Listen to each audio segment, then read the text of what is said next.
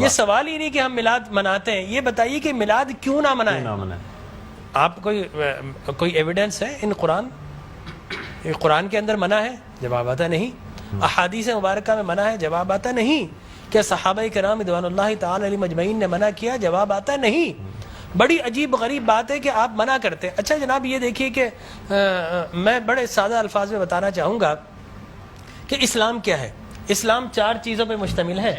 حضور نے جو فرمایا وہ اسلام ہے، حضور نے جو کیا وہ اسلام ہے، اور حضور نے جس سے منع کر دیا وہ اسلام ہے، اور حضور نے جس سے منع نہیں کیا وہ بھی اسلام ہے۔ لہٰذا اگر کوئی آج کسی چیز کو منع کرتا ہے، اس کا مطلب یہ ہے کہ وہ اسلام کے منہ میں اپنی بات ڈال رہا ہے۔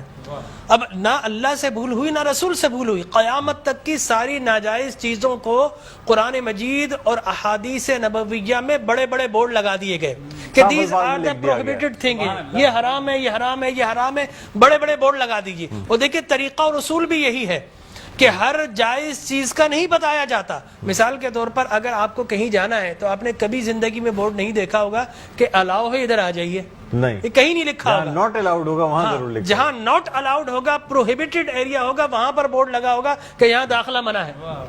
لہٰذا قرآن و احادیث میں بھی بڑے بڑے بورڈ لگا دیے، حرام، یہ حرام، یہ حرام۔ اور مجھے کہنے دیے ڈاکٹر صاحب، اللہ کا نبی بنیادی طور پر ہر جائز کام کروانے نہیں آتا، بالکل نہیں۔ دراصل اللہ کا نبی ہر ناجائز کام سے روکنے کے لیے آتا ہے۔ اگر جائز کام کی اگر جائز کام کروانے آتا اور جائز کی فہرست بنتی تو قرآن 30 پاروں پہ ہی 30,000 پارے بھی کم پڑ جاتے کہ یہ بھی جائز، یہ بھی جائز، یہ بھی جائز، یہ بھی فہرست، ایک پوری فہرست بن جاتی۔ کہاں تک ہم قرآن حفظ کرتے؟ لہٰذا قرآن کے اندر اللہ کو جو ناپسند چیز ہے ان کا بیان ہے، اللہ کو جو پسند ہے ان کا بیان ہے۔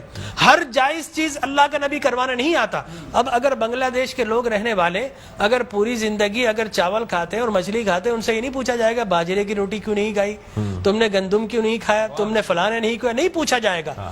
اگر اسی طرح پاکستان کے رہنے والے مچھلی روزانہ نہ کھائیں تو ان سے نہیں پوچھا جائے گا کہ یہ بھی تو اللہ کی غذا تھی، جائز تھی، تم نے یہ کیوں نہیں کھایا۔ نہیں، ہر جائز چیز اللہ کو مطلوب نہیں ہے۔ اللہ کو مطلوب یہ ہے کہ ہر ناجائز کام سے روکا جائے۔ لہٰذا اللہ کے پیارے حبیب نے قیامت تک کی ساری ناجائز چیزوں سے منع کر دیا، نہ اللہ سے بھول ہوئی معاذ اللہ، نہ رسول سے بھول ہوئی، دین مکمل ہو گیا۔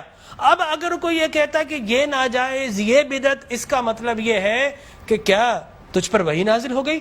باب نبوت تو بند ہو چکا ہے، اب تو کس بنیاد پر کر رہا ہے؟ دیکھیے اب کس بنیاد پر تم منع کر رہے ہو۔ اور میں آپ کو بتاؤں ڈاکٹر صاحب، یہ دین کا مسلمہ اصول ہے کہ کسی چیز کے جواز کے لیے کوئی ضعیف حدیث بھی کافی ہے، لیکن کسی چیز کے حرام یا بدعت ہونے کے لیے قرآن اور احادیث کی نص قطعی چاہیے آپ کو، اور حدیث متواترہ چاہیے، اس کے بغیر آپ کسی چیز کو حرام نہیں کر سکتے، اس لیے کہ اسلام گلا گھونٹنے کے لیے نہیں آیا، اسلام تو راحتیں دینے کے لیے آیا ہے۔ لہٰذا جو ناجائز چیزیں تھی اسلام نے وہ منع کر دی 1400 سال پہلے۔ اب اگر کوئی کہتا ہے کہ جناب آپ میلاد کیوں مناتے ہیں، تو میں کہتا ہوں یہ سوال ہی نہیں، بڑے احمق لوگ ہیں جو جائز کی دلیل مانگ رہے ہیں۔ ارے بھائی دلیل تو ناجائز کی ہوتی ہے، لہٰذا آپ ناجائز کی دلیل دیجئے کہ قرآن میں منع کیا کہ احادیث میں، بلکہ اب میں یہ کہتا ہوں اس بات کے بعد آپ قرآن پڑھیے، اللہ تبارک و تعالی نے 5 نبیوں کا میلاد قرآن میں بیان کیا ہے۔ حضرت آدم علیہ الصلوۃ والتسلیم کے میلاد نامے قرآن کے 5 رکوع پر متفرق، پہلا واقعہ ہی میلاد نامہ آدم ہے، فرشتوں کو جمع کیا، میں آدم کو پیدا کرنے والا ہوں، کیا کریں؟ سیلیبریشن کرو۔ آدم کی ولادت کا موقع، نفخت فیہ من روحی فقعوا لہ ساجدین، جیسے ہی میں یہ آنکھ کھول دے، یہ پیدائش ہو جائے، ولادت ہو جائے، تو تمہیں کیا کرنا ہے؟ اس کو سجدہ کرنا ہے۔ اللہ تبارک و تعالیٰ فرماتا ہے کل مجمعون الا ابلیس، سارے فرشتوں نے سیلیبریٹ کیا، آدم کو سجدہ کیا سوائے ابلیس کے۔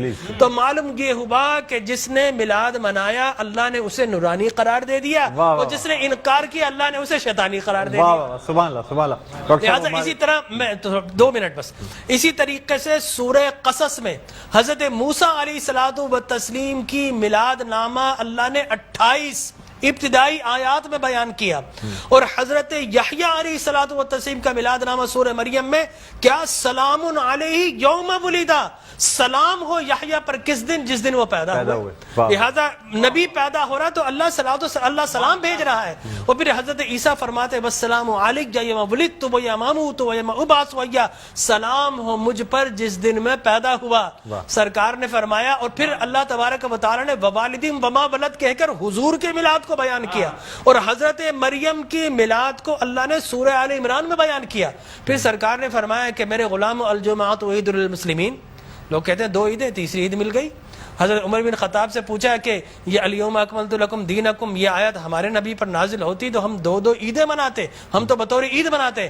حضرت عمر نے حضرت ابن عباس دونوں سے احادیث فرمایا میاں تم ایک عید کی بات کر تو ہماری تو 2 3 عیدیں تھی اس دن. وہ یوم عرفہ تھا مسلمانوں کی عید کے دن، وہ جمعۃ المبارک تھا مسلمانوں کی عید کے دن، وہ تکمیل دین کا دن تھا، وہ مسلمانوں کی عید کا دن ہے. لہٰذا یہاں پر تو پہلی، دوسری، تیسری، چوتھی، 5ویں نہ جانے کتنی عیدیں. اور صحیح مسلم کی حدیث مبارک رسول اللہ نے 5 عیدیں بیان فرما دی. ایام تشریق، یوم نحر، اس کو سرکار نے عید قرار دیا. لہٰذا معلوم یہ ہوا کہ سرکار دو عالم. اور پھر میں عرض کر رہا تھا کہ آدم پیدا ہوئے، فرمایا الجمعۃ عید للمسلمین، جمعہ مسلمانوں کی عید کا دن. فرمایا رسول اللہ کیوں؟ فرمایا فیہ خلق آدم، اس لیے کہ اس دن تمہارے باپ آدم پیدا ہوئے. معلوم ہو آدم پیدا ہو تو عید کا دن، اور جس دن فخر بنی آدم پیدا ہو ہزاروں عیدوں کا عید. یہ عید بھی ہے اور یقینی طور پر جشن بھی ہے. دیکھیے حضرت عیسیٰ ابن مریم علیہ الصلوۃ والتسلیم پیدا ہوتے نا، اللہ تبارک و تعالی حضرت مریم کے پاس پینے کے لیے کچھ نہیں تھا. اللہ فرماتا وَهُزِّ إِلَيْكِ بِجِذْعِ النَّخْلَةِ تُسَاقِطْ عَلَيْكِ رُطَبًا جَنِيًّا، اے مریم گھبرا مت، اللہ کے میرا نبی آنے والا ہے، اس کی ولادت ہونے والی ہے. یہ سوکھا ہوا درخت ہے، اس کو ہاتھ تو لگا. حضرت مریم جیسے ہی ہاتھ لگاتی ہے اللہ تبارک و تعالی میلاد عیسیٰ کی خوشی میں اس کو ہرا بھرا کر دیتا ہے، وہ پانی جاری و ساری کر دیتا ہے. تو اللہ تبرک بھی دیتا ہے، اللہ تبارک و تعالی اسے سیلیبریٹ بھی کرتا ہے. تو یقینی طور پر میلاد النبی صلی اللہ علیہ وسلم کے اگر جواز کی آپ بات کریں گے صبح ہو جائے گی. میں قرآن سے بھی بیان کرتا رہوں گا، میں احادیث نبویہ سے بھی بیان کرتا رہوں، لیکن ناجائز کی ایک دلیل اگر کوئی ہمیں دینا چاہے تو ہم موجود ہیں میٹرو ٹی وی پر، کوئی ایک دلیل ہمیں دے دے. لوگ کہتے ہیں بدعت بدعت، یہ بدعت. او بھائی بدعت ہر نیا کام بدعت نہیں ہوتا، ہر نیا عقیدہ بدعت ہوتا ہے. لہذا وہ سمجھے ہی نہیں، ہر نیا کام بدعت نہیں ہے. میں آپ کو ثابت کر دوں ہر نیا عقیدہ بدعت ہے. لیکن آپ شیطان نے جب بلیف جو جس چیز پہ انسان کا ہے وہ قائم ہے، وہ قائم ہے. ہر نیا کام، اگر ہر نیا کام بدعت ہوتا، خوشی منانا، عید منانا، اس میں تو کوئی ایسی بات انوویشن ہے اسلام کے اندر. آپ یہ دیکھیں نا حضور اکرم صلی اللہ علیہ وسلم کی وفات شریف کے بعد قرآن مجید جمع کیا، بدعت. پھر اس کے بعد تراویح بدعت. وہ بخاری کے ہذہ نعمت البدع، حضرت عمر بن خطاب کے الفاظ ہے کتنی پیاری بدعت ہے کہ میں نے تراویح شروع فرما دی. تو مقصد وہ کہ بدعت اچھی بھی ہوتی ہے. صحابہ کرام بدعت حسنہ بھی ہے، بدعت مذمومہ بھی ہے. اور مذمومہ بدعت کیا؟ اچھی چیز کو مٹا دینا. اور بدعت حسنہ کیا ہے؟ کسی اچھی کام کا جاری کرنا. فرمایا من سن سنتا حسنتا فلہ اجرھا واجر من عمل بها الى یوم القیامہ.